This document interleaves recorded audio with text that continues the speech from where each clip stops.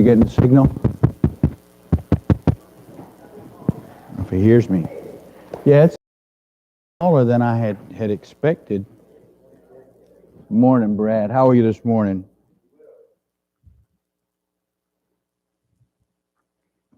Oh, well, okay. I did not expect to find that there.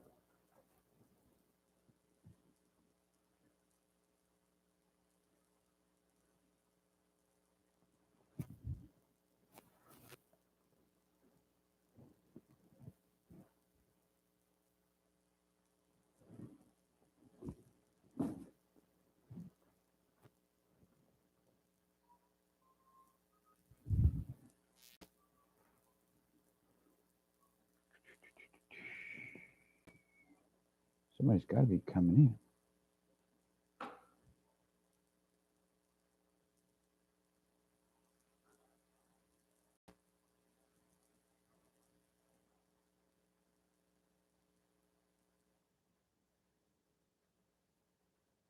It's been a while since I've seen the church this empty.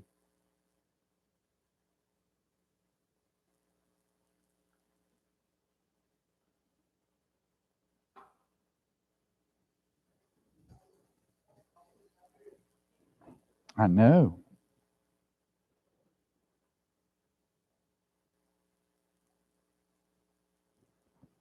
Okay, we got that open.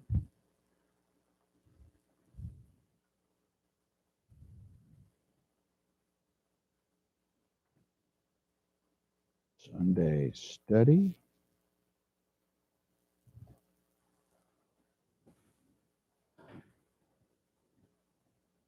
All right. Well, we're going to go ahead and get started, and in hopes that some will kind of filter in here pretty quickly. Let's go to our Heavenly Father in prayer. Almighty Father in heaven,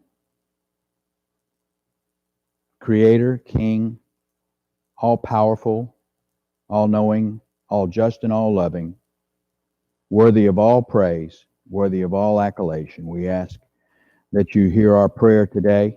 We humbly come before you. We ask that you find us worthy to offer these prayers on behalf of our brothers and sisters, on behalf of our nation, on behalf of the world. We thank you for the creation. We thank you for every day that we live and every breath that we draw. We ask that you be with us this day as we study your word, that we may avail ourselves of the opportunity to be with you in heaven in eternity. We ask that this study be pleasing in your sight and that it be scripturally sound and that it strengthen us in our ability and our desire to take your word out to the world which so desperately needs it. We ask on behalf of those who are not here today that you strengthen them and guide them, help them to recover from diseases and illnesses, and our thoughts and prayers go to the Michaud family and go to the Cantrell family and go to Sandra as she is home struggling, and go to Alita as she is sequestered in the assisted living center. Go to Shirley as she is traveling and coping with the loss of Greg. And go to all those who are suffering from loss or suffering from separation due to COVID. We ask that you be with those who are safe, who are on the road, keep them safe, bring them back to us. We ask that you be with the doctors and the nurses and the healthcare professionals who are dealing with this epidemic. We ask that you give them strength and courage in the face of what seems almost from time to time to be a futile effort on their behalf. We ask for strength and courage that they will keep on working for our safety and for our benefit. And we ask also for the administration, the officials, the public officials who are working to restore calm and to provide a sense of confidence that this happened in accordance with your will. We ask that you be with our military personnel wherever they are as they seek to defend our system of values and defend our interests around the world, and that they not be through this exposure to the pitfalls of this world, that they not be drawn away from you. We ask that this world find a way to come together, and that they find a way to experience some sort of of a revival, and that the things might happen in their lives that might bring them to the knowledge that only you, Lord, our King and our ruler and our creator, and the only true nation that we can place our stock in, the true kingdom of God, is where we need to be. We offer this prayer for our success in that endeavor. In the name of your precious Son who gave his life for us. Amen. No, she should be here. She's probably just run a little behind. So she's on her way. So, okay. It reminds me, my phone's going to chime if I don't turn the volume down on it. Okay, and then I'll turn this upside down. Oop. There. That should solve that problem. You know how that is, right in the middle of it, right in the middle of a lesson, the phone goes off, or right in the middle of a sermon, the phone goes off, and I can't tell you how many times I've had that happen, and it's distracting to say the least. We're in Isaiah, and according to the marker that I've placed here, we're beginning chapter 47. Is that correct? Okay. So we've been looking at and it almost sounds like it. I don't want to say that it's a broken record, because remember that these passages, Isaiah did not lie down, did not have a vision and sit down and write this whole thing all at one time. But what happened was Isaiah got pressure. Isaiah got resistance. And so several times over the course of Isaiah's ministry, he issued these warnings. Were they listened to? Ultimately, Isaiah lost his life, did he not? To preach God's word. So, but nevertheless, posthumously, Isaiah was shown to be truly a prophet of God, because everything that he foretold, or God foretold through him, came to be. All right? It's interesting how hindsight can be 20/20.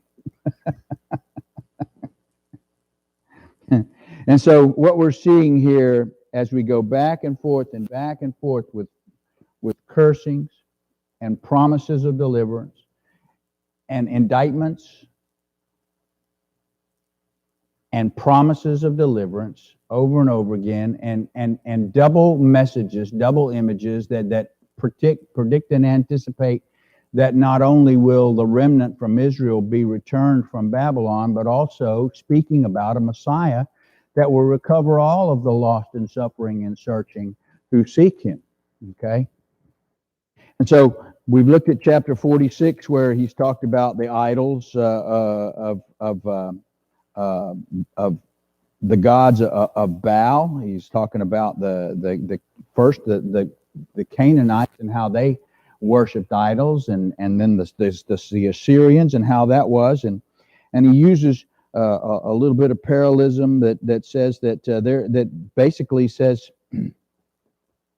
throughout your life, your responsibility, your obligation is to follow the Lord and to obey the Lord, and yet these people have not done it, because they've looked for God in all the wrong places. And sadly, we continue to do that. So he talks about the beginning and the end, and how the plan of salvation is everlasting,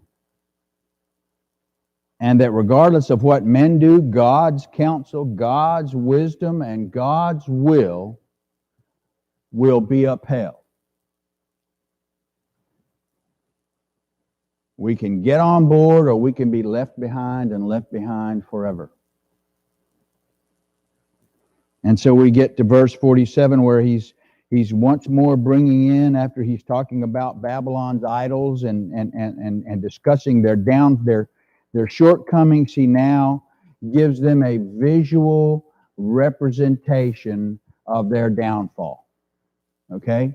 And so the picture that is painted here is one basically of a slave girl sitting in the dust, grinding away, working in destitution. Okay? So let's start with chapter 47, verse 1, please.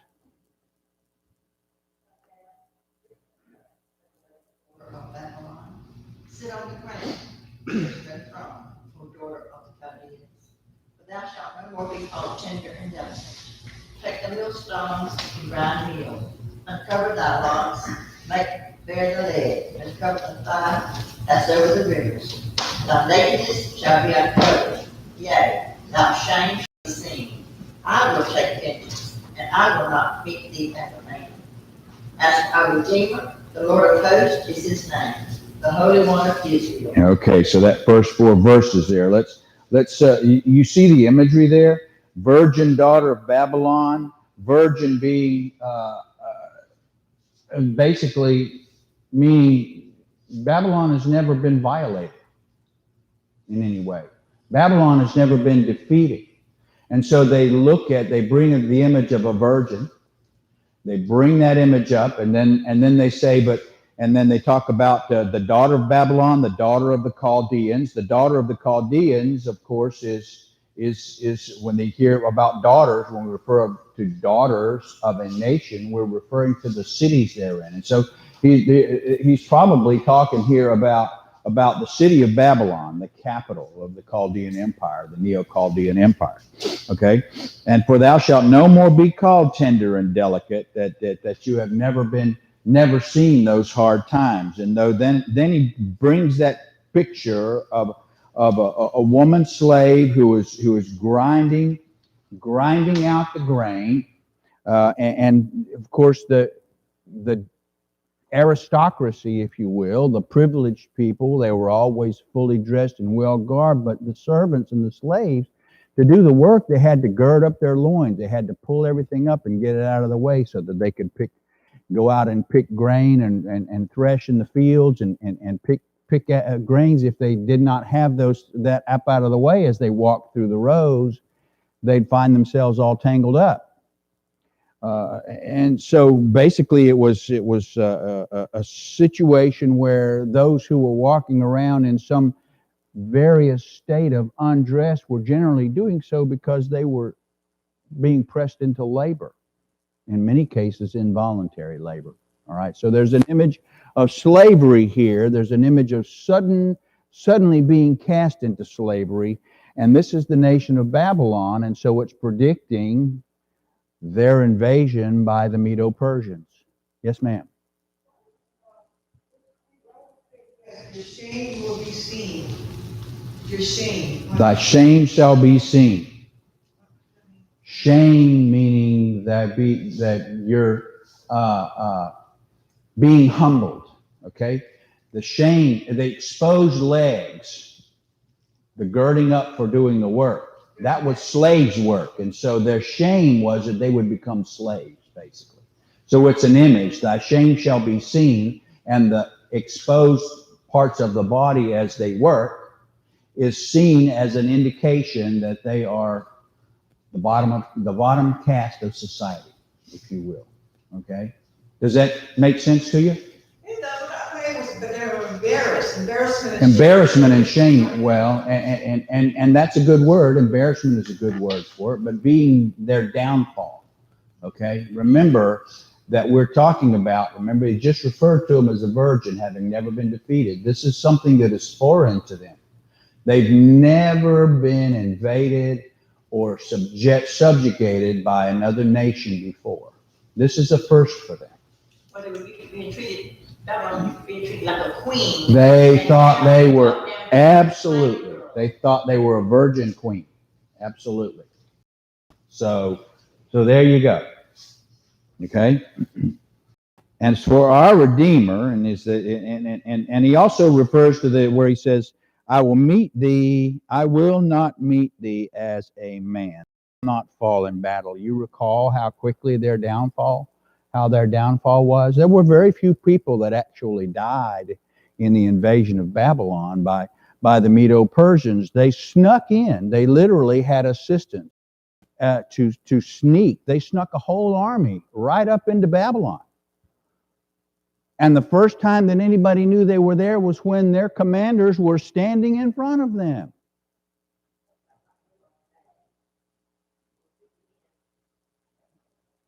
And that happens. That happens. And the next thing you know, you're looking at the face of your demise. Sad that. Sad that. No early warning system. No harbinger. But it's interesting, and I often ask myself if they had listened to Daniel in the first place and continued to respect Daniel instead of dragging him out of the prison cell just in time to tell the king of Babylon that he would lose his life that night. That's got to be the first time you see a man. Of course, remember that it was probably his grandfather or his great uncle who actually believed Daniel and listened to Daniel, and it had been that long, and so they had lost that respect, that next generation or the generation after that of Daniel as a man of God had lost respect for God altogether, and we're back to idol worshiping and everything else. And so when Daniel showed up, the first thing how would you like to see the man for the first time and go, what do you have to say about it? And he says, you're going to die, and you're going to die tonight. And before he had time to execute any kind of a vengeance against Daniel, the Medo-Persians show up, and Daniel is instantly vindicated. Too bad he didn't get that message a little sooner. Might have saved his life. But there again, that's God being there before the Babylonians. All right? And so now what we see here is continuing more. He's saying basically at this point, he's saying, so you're going to have to shut up and take your medicine like a man, if you will. You're going to have to, this is going to hurt, but you're going to have to keep quiet and you're going to have to bear it. All right? So let's continue on with verse 5.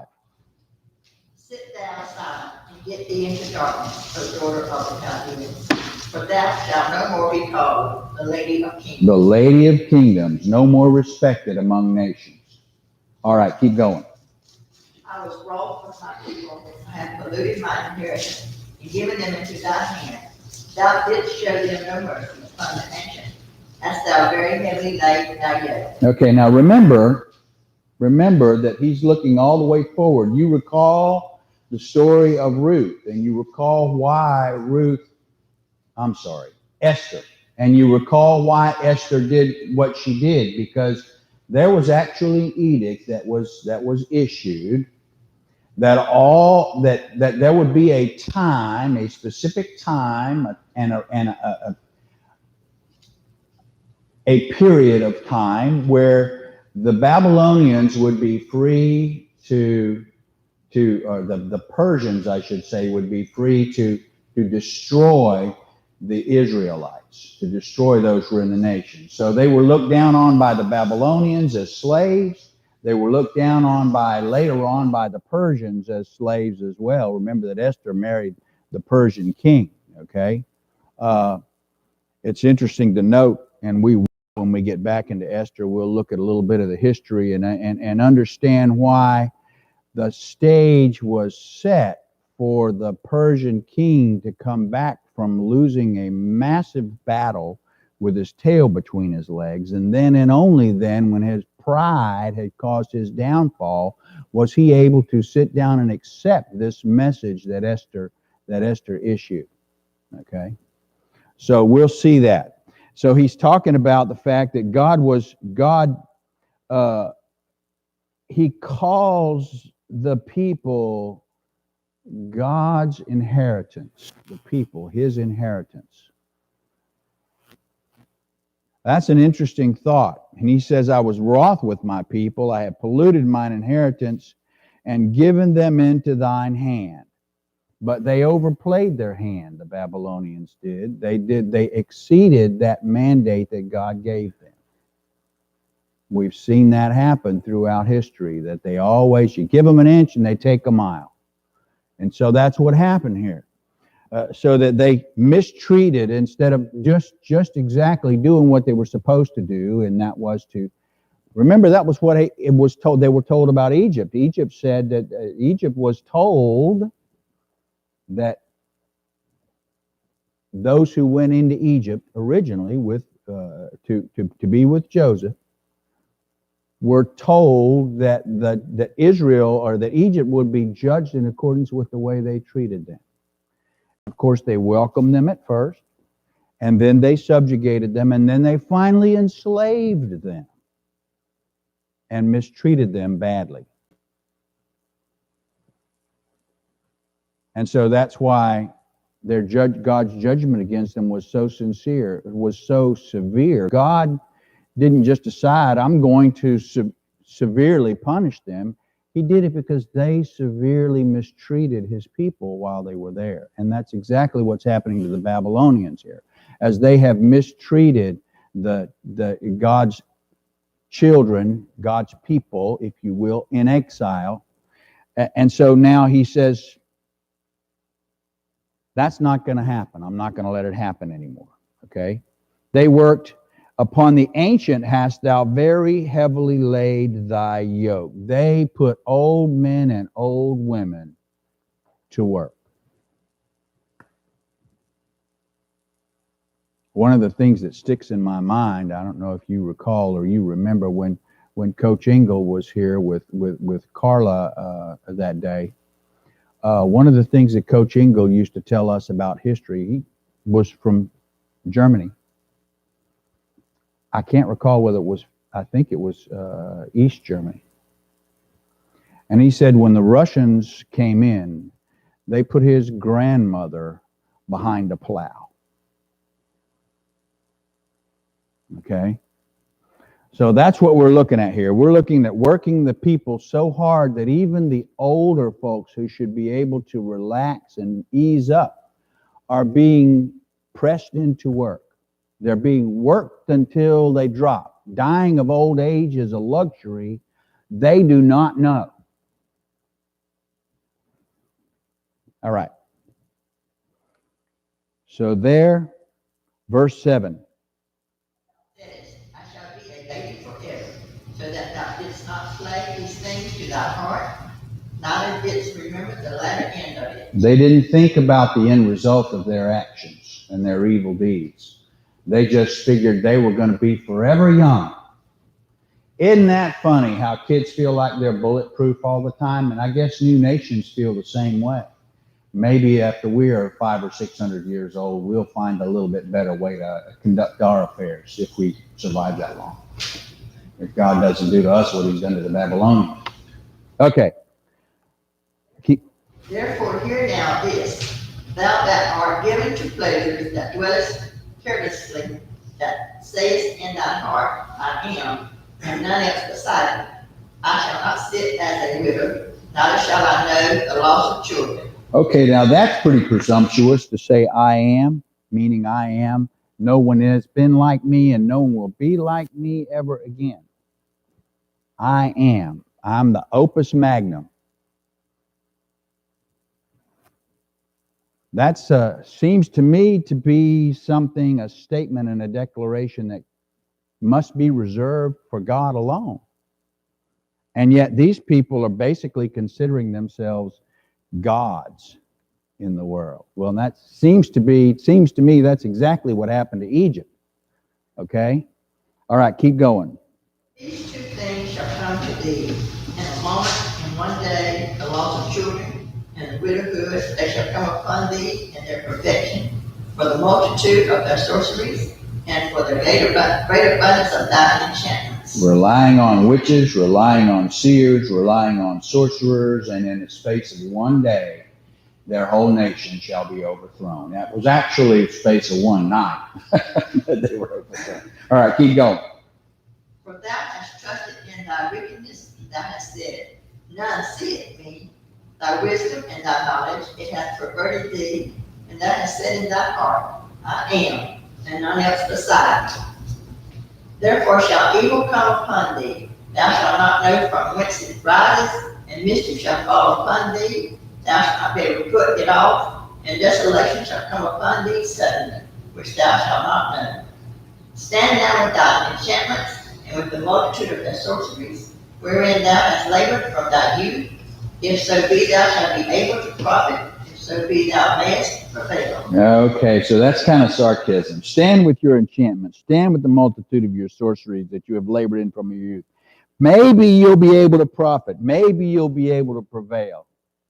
You know that's not the case. That's God's sarcasm right there. That's a challenge.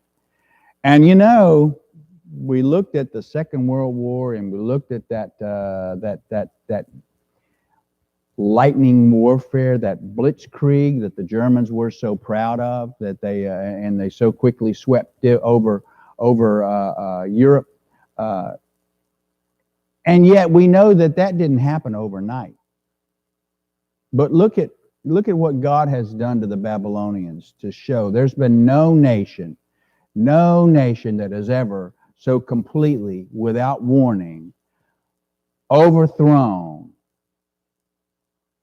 another nation, especially the size of Babylon. We've seen invasions. We've seen, of course, we saw how quick the Arab-Israeli War in 1967, how quickly that went downhill for the Egyptians.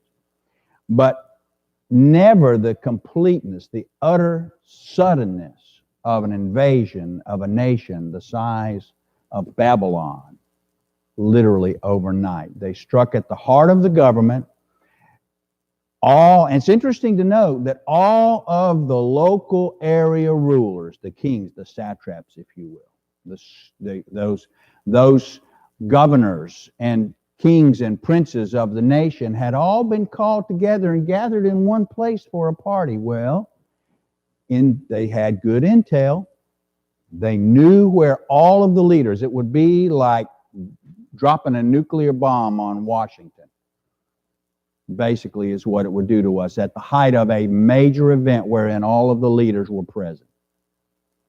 That's basically what happened. All of those rulers and leaders were in one place, and when they showed up there, when the Medo-Persians showed up there, they were pretty much slaughtered where they stood. That talk about removing all of the heads of government, leaving a power vacuum. But after that, there was no further need of massive bloodshed because the will to resist was stripped away from the nation, all in a very brief period of time. Okay, so we're talking about something that's unique. I consider it unique in history. All right. Okay, the only other thing that you might compare to in modern times is the response of the Japanese nation to the dropping of the atomic bomb, how it really sapped their will to resist. Okay. Multitude of thy counsels, that now the astrologers, the stargazers, the monthly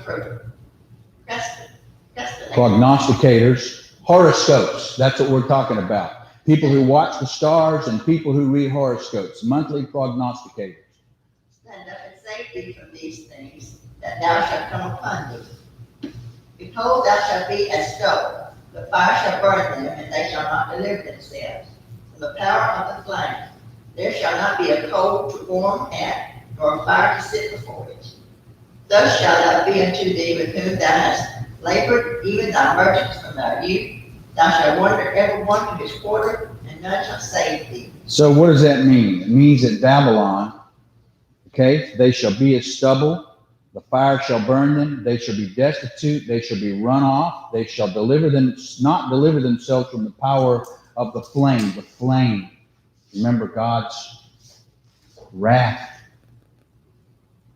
is a consuming fire, right? And so God's wrath being executed through these Medo-Persians, and such that they have no place to run. They have no warm fire to sit by because nobody's going to let them come in and sit and warm themselves by the fire. In terms of nations, nobody's going to say, "Oh man, we feel sorry for you. Why don't we team up with you? Maybe we can beat these guys." That's not what happened. It's verse 13 where maybe Isaiah says something. Go ahead and call on your astrologers, your stargazers, and all this, and see what you get. Yeah, verses 12 and 13 are the epitome of sarcasm. So, yes, that's God's snorting. That's what wrath means, right? Wrath, the Greek word for wrath is pictures the image of a bull with his head bowed down and paw on the ground and his horns locked and snorting and ready to charge. That's God snorting. All right, keep going. Hear ye this, O house of Jacob, which are called by the name of Israel, and are come forth out of the waters of Judah, which swear by the name of the Lord, and make mention of the God of Israel, but not in truth nor in righteousness. For they call themselves of the holy city, and stake themselves upon the God of Israel. The Lord of hosts is his name. I have declared the former things from the beginning, and they went forth out of my mouth, and I showed them. I did them suddenly, and they came to pass. All right, so now he's talking to Israel now. And when he's talking to Israel, he's talking about the northern Israel, the nation of Israel, the northern kingdom, the result of the schism between Judea and the northern kingdom following the death of Solomon and the civil war that occurred there. That's how the schism occurred in the first place. And so now he's talking to these people, and he's making a reference that they make mention of the God of Israel, but not in truth nor righteousness. He's talking about the fact that they have split off with Judah, and now they do not follow all. Of course, now they did have a Jewish religion of one sort or another. There were those who practiced Judaism still in the northern kingdom, but they did not do so as openly, perhaps, as they should have, and because of the fact that they were separated from so many of the prophets. The only thing that they had were the first 5 books of Pentateuch to work with. And they were always hiding from the idol worshipers who had the upper hand for pretty much all of that period of time, until the Assyrians actually took over. And they, of course, also were idol worshipers. And one of the things that probably happened was many of these people didn't actually disagree. They seemed to be in accord with the Assyrians when the Assyrians came. So that downfall was harsh. But remember that God is saying that I have declared those things. I have declared in verse 3, I declared the former things from the beginning, and they went forth out of my mouth, and I showed them, and I did them suddenly, and they came to pass. All these notable things that have come to pass, those that called themselves of the holy city and stayed upon the God of Israel, the Lord of hosts is his name. So he says, first, the northern kingdom fell, then Judea. First, the northern kingdom will have fallen. Again, he's speaking in the prophetic past tense. The northern kingdom will fall. The Judeans will lose their kingdom, and they'll be taken out. And then ultimately, Babylon will fall as well. Okay? All right, keep going. Because I knew that thou art obstinate, and thy neck is an iron sinew, and thy brow brass, I have even from the beginning declared it to thee. Before it came to pass, I showed it thee, lest thou shouldest say, my idol hath done them, and my graven image and my molten image hath commanded them. So he's saying, you're not going to be able to credit this to anybody but me. You're not going to be able to say some idol worshipers came and overwhelmed us. It's going to be so complete and so total. But he also draws an image. Verse 4, I knew that thou art obstinate, thy neck an iron sinew, and thy brow brass. What is the image that is invoked here? What's known for its strong neck and its hard head and its horns? It's an image of a bull, a stubborn ox. Okay? All right, keep going. Thou hast heard and see all this, and will not declare it. And will ye not declare it? I have showed thee new things from this time, even hidden things, and thou didst not know them. They are created now, and not from the beginning, even before the day when thou heardest them not. Lest thou shouldest say, behold, I knew them. Yea, thou hearest not, yea, thou knewest not. Yea, from that time that thine ear was not open, for I knew that thou wouldst deal very treacherously, and wouldst call transgressor from the womb. Okay, now that's hyperbole, called a transgressor from the womb. You know, they had been doing it so long that it was if they had been born bad. That's a hyperbolic statement. But what they're saying was that I've told you this and I've told you these things and you have not believed them. So don't stand up and go, I knew that. Because you didn't. I told you and you didn't believe. So don't say, I knew it. I knew he was right. It's too late. All right. Keep going. Yea, thou hearest not. Yea, thou hearest not.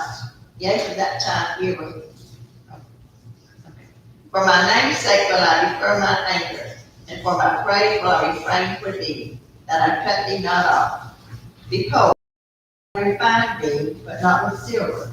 I have chosen thee in the furnace of affliction. And indeed, that's exactly how he did it. But he uses that analogy, and that's a perfect analogy, refinement of an impure people, if you will, an impure religious mindset, if you will. And so he's reminding them that he has refined them, but not like silver, not like you would refine silver or you would refine gold, but still God did turn up the heat, did he not?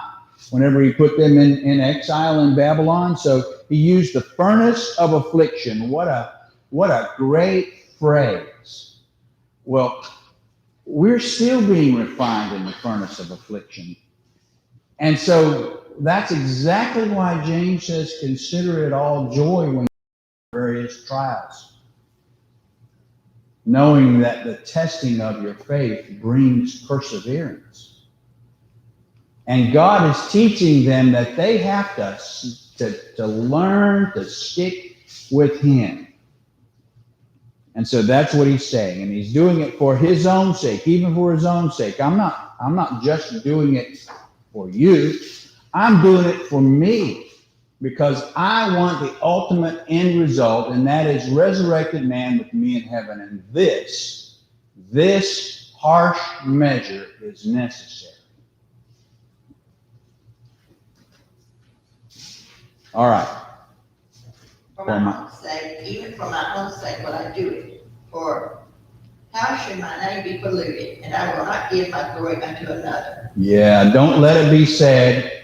Don't let it be said that God just lets you do whatever you want to do without punishment. Because that's not God's nature. He wants all the praise and glory. He don't want it.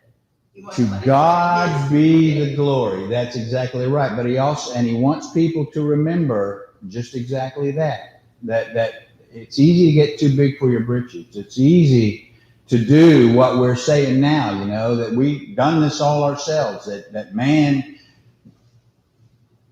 the amoeba just decided one day, I'm going to be Albert Einstein. And off it went, transforming itself into a more complex organism and a more complex organism and a more complex organism. Evolution is for people who suck at math. It's just as simple as that. Okay. And so that's pride. And God says, I'm not going to let you besmirch my name by demonstrating that you can get away with it. You might get away with it for a while, but payment will come due. And for these people, it has. And for us, it may. We need to remember that lesson. Okay. So,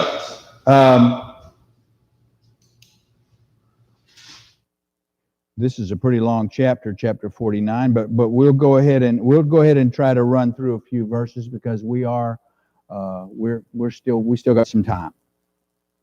To me, O Jacob and Israel, my called, I am he. I am the first, I am also the last.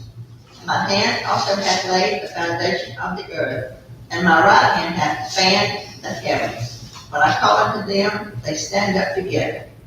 All ye assemble yourselves and hear, which among them hath declared these things. The Lord hath loved him. He will do his pleasure on Babylon, and his arm shall be on the Chaldeans.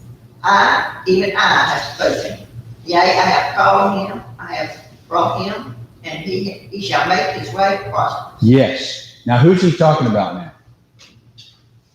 He's talking about Cyrus, remember? He says, whose right hand I have holden. He speaks about Cyrus and calls him by name. Three generations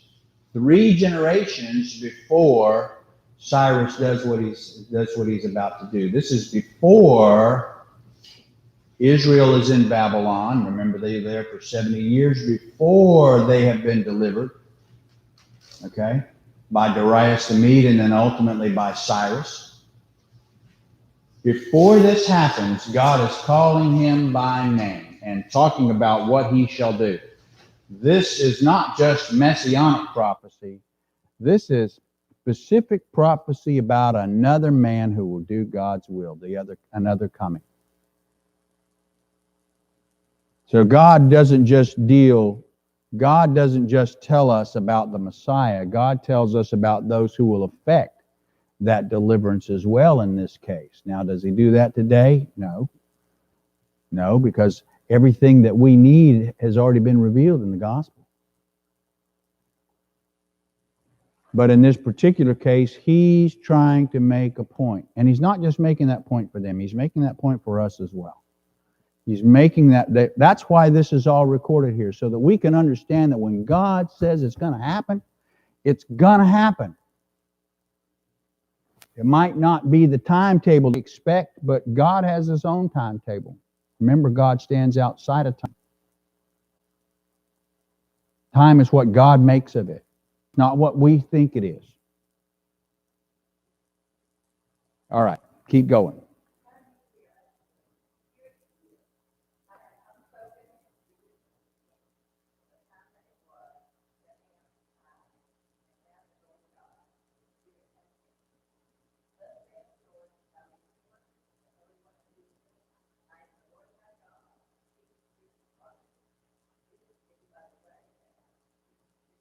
Remember what God said?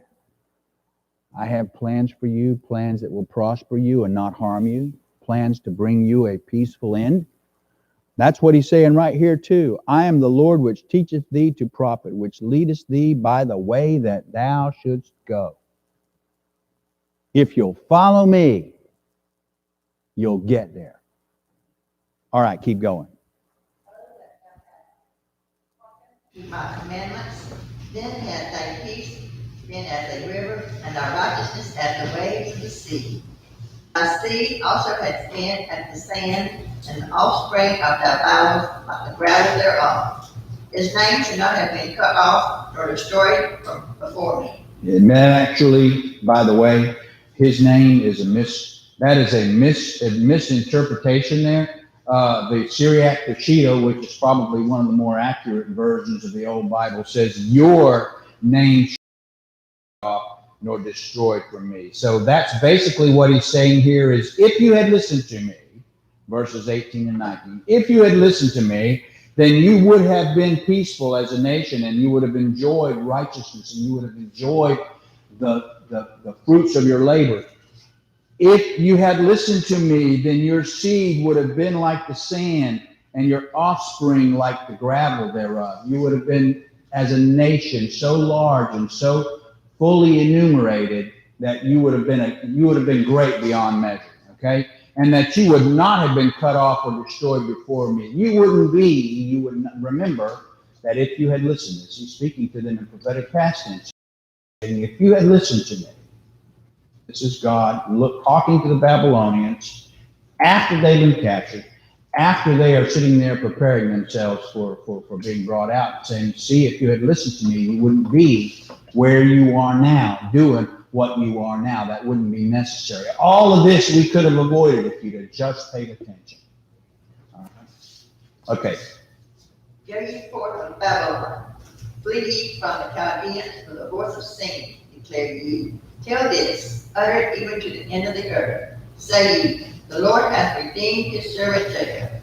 And they thirsted not when he led them through the desert, even because the waters did flow out of the rock before them. He clave the rock also, and the waters gushed out. There is no peace, saith the Lord, unto the wicked. Yeah, and that should probably read, but there is no peace unto the wicked. He says, I fed them in the desert. I watered them in the desert. I provided them their needs. But then he said, there is no peace unto the wicked. Why? There is no rest. Remember what he said, thou shalt not enter into, hi Hilda, thou shalt not enter into thy rest, into my rest. And that's what he's talking about here. He refers to the Egyptians, or to those wandering in the desert, and the fact that they were not allowed to enter into Canaan. Okay? And so he's taking that and he's drawing that analogy. He's saying none of this would have been necessary if you'd have just paid attention to me. Okay, are there any questions or comments? That's a good place to stop. We'll start in chapter 49 next Sunday morning. Chapter 49 of Isaiah. And thank you for your attention, and we'll be back together again at the top of the hour.